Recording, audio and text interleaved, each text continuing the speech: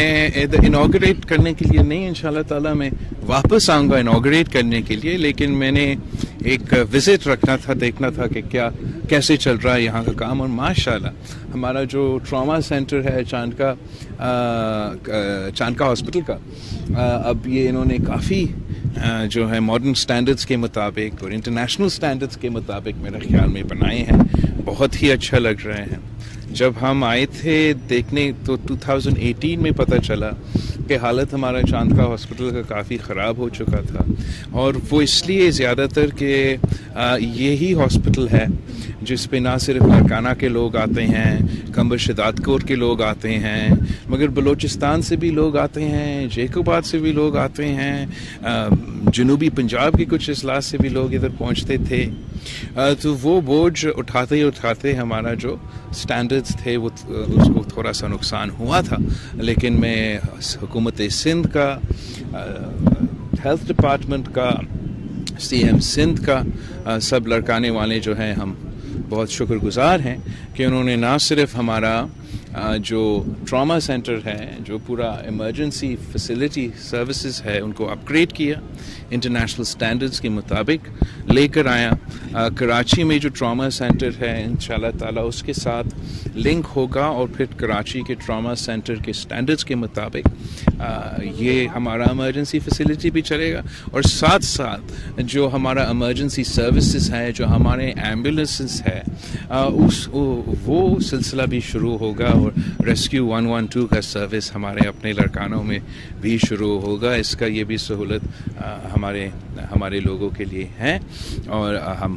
حکومت سندھ کے بہت شکر گزار ہیں کہ یہ کام چلتا آ رہا ہے. اور ہم انشاءاللہ تعالیٰ سی ایم سندھ کے ساتھ اور باقی لوگوں کے ساتھ جب یہ لانچ ہوگا اگلا 1-2 ہفتے میں، تو ہم آ کے اس کو آفیشلی انوگریٹ بھی کریں گے. سر ریسکیو 1112 میں سر پنجاب میں فائر بریگیڈز بھی ہیں اور دیگر سہولیات بھی ہیں، اور لائف سیونگ کے حساب سے بھی جو ہے بہت کچھ ہے. ابھی تک یہاں پہ صرف ایمبولینسز آئی ہیں، تو کیا فائر بریگیڈز؟ اور میرے خیال میں ایسے تو بالکل نہیں ہے. ہمارے ہاں بھی نہ صرف ایمبولینسز مگر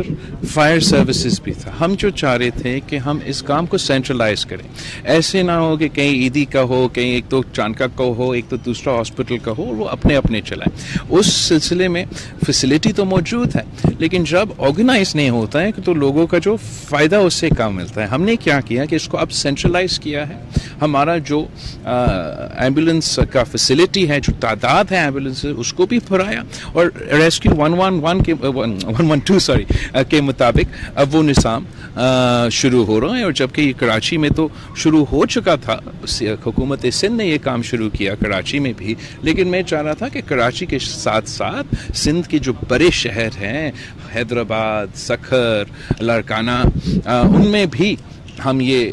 فیسلٹی اپنے عوام کو پہنچائیں. تو کراچی میں شروع ہوا، لاڑکانوں میں شروع ہوا، اور انشاءاللہ تعالی NICVD کے طرز پہ کے ماڈل پہ ہم یہ جو ٹراما سینٹرز ہے کراچی میں، اسی طریقے سے ہر پہلے ڈویژنل ہیڈ کوارٹر، پھر انشاءاللہ تعالی ڈسٹرکٹ ہیڈ کوارٹرز میں ہم ان کو انٹرنیشنل سٹینڈرڈز کے مطابق، یا جو ہم نے کراچی کے سٹینڈرڈز کے مطابق اس کے مطابق وہ چلے. اور میں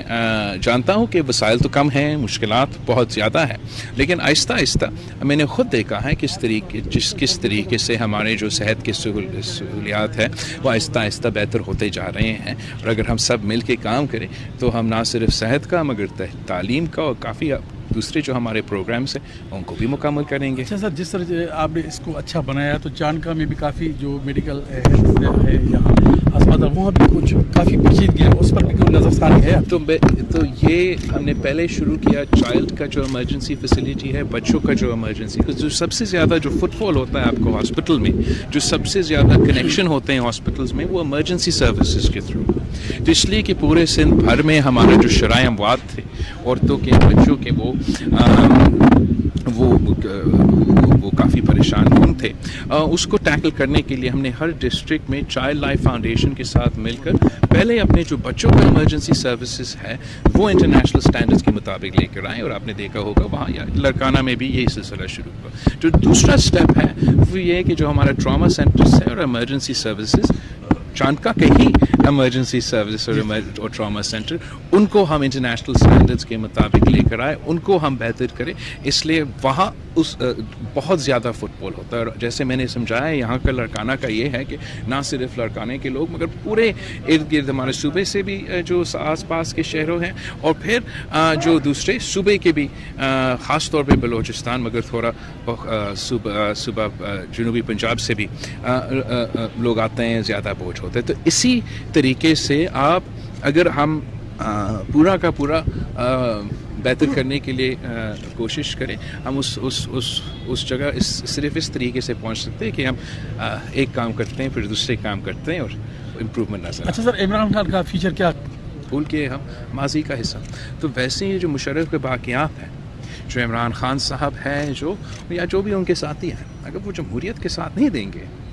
اگر وہ جمہوریت کی ترقی کے ساتھ نہیں دیں گے, اور ان کا الیکشن کا بیانیہ یہ ہوگا کہ فوج میرا مدد کرے, کہ ادارے ہمارے پاکستان کے ادارے, ہر پاکستانی کے ادارے وہ پی ٹی آئی کا ٹائیگر فورس بن کے کام کرے, اگر ان کا بیانیہ یہ ہوگا کہ آئین توڑوائے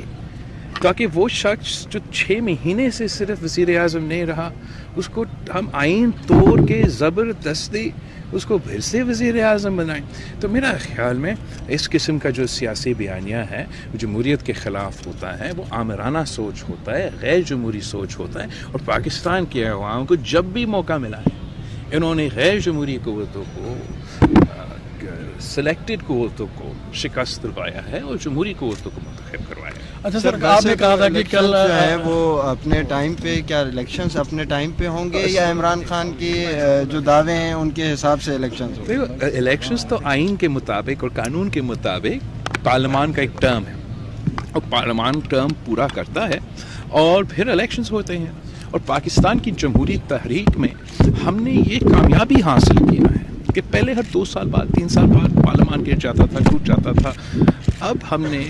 2007 سے لے کے 2013 تک اور 2013 سے لے کے 2018 تک اپنا پارلیمان کا ٹرم پورا کیا, اور یہ تیسرا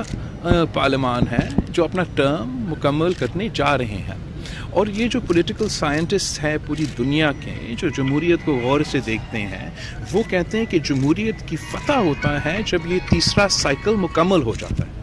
کہ اگر آپ وہ تیسرا سائیکل مکمل کرتے ہیں تو ہمیشہ کے لیے وہ آمریت کا دروازہ بند ہو جاتا ہے. تو یہی وجہ ہے کہ خان صاحب نہیں چاہتا, وہ تو چاہتا ہے کہ اپنے لیے وہ آمریت کا دروازہ کھولے اور وہ بیک ڈور سے ایک بار پھر وزیر اعظم بن سکے. ویسے ایک اور سازش اس میں ہے. خان صاحب کا ضد پہلے یہ تھا کہ جب تک ان کے سہولت کار اسٹیبلشمنٹ میں موجود ہیں ان کے دوران, ان کا اپنے کرسی پہ بیٹھنے کے دوران فوری الیکشنز ہو تاکہ کوئی غلط فائدہ اس کو ملے. ایک ادارہ سے, اسٹیبلشمنٹ سے تو ان کے سہولت کار ہٹ کے, شاید دوسرے ادارے میں ان کے سہولت کار ابھی تک بیٹھے ہیں. اگر الیکشنز ٹائم پہ ہوں گے تو پھر عمران کا سہولت کار کسی بھی ادارہ میں نہیں رہے گا, اور اس کا اس بات کی بہت پریشانی ہو رہی ہے جس کی وجہ سے وہ جھوٹ کی سیاست, نفرت کی سیاست, تقسیم کی سیاست, گراؤ جلاؤ کی سیاست, جھوٹے الزامات کی سیاست, ہر قسم کا ہتھ کنڈا استعمال کرنے کی کوشش کر رہی ہے کہ وہ پارلیمان کا ٹرم جمہوریت کا ترقی کو روکے اور اپنا انا پہ, اپنا ضد پہ وہ اس وقت جب 1/3 ہمارا ملک آج تک سیلاب کے اثرات سے گزر رہے ہیں, جب مہنگائی عروج پہ ہیں, بے روزگاری چل رہا ہے, عوام معاشی مشکلات میں ہیں, وہ چاہتا ہے کہ اس کا ضد پورا ہو, عوام کے مسائل حل نہ ہو. آپ سب کو بہت شکریہ.